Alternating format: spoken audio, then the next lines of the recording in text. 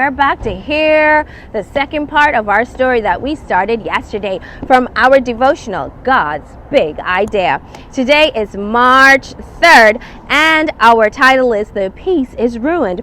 And our scripture text is Proverbs 16:18, and it reads, "Pride will destroy a person. A proud attitude leads to ruin." Have you ever had to pull weeds? A lot of people like to garden, but not many people like to pull weeds. All the same, it's got to be done. If you don't pull them, they just get bigger. They sink their roots deeper and get harder to pull. Then they go to seed, and then there are little weeds everywhere. Before long, the weeds have taken over the garden. Sins can grow like weeds. That's what happened to Lucifer, the head angel. Remember, we spoke about him yesterday?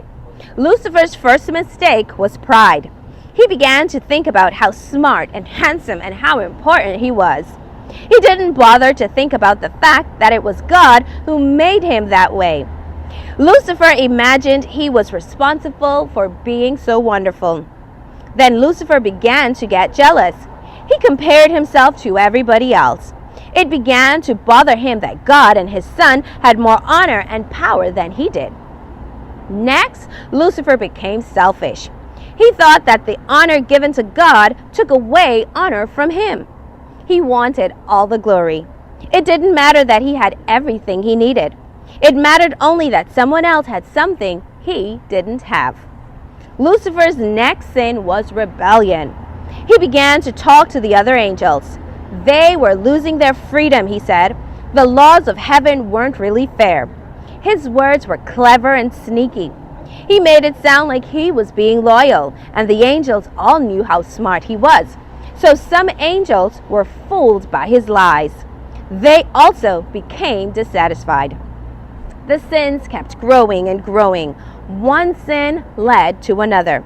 Before long, the perfect peace of heaven was ruined. The weeds wanted to take over the garden.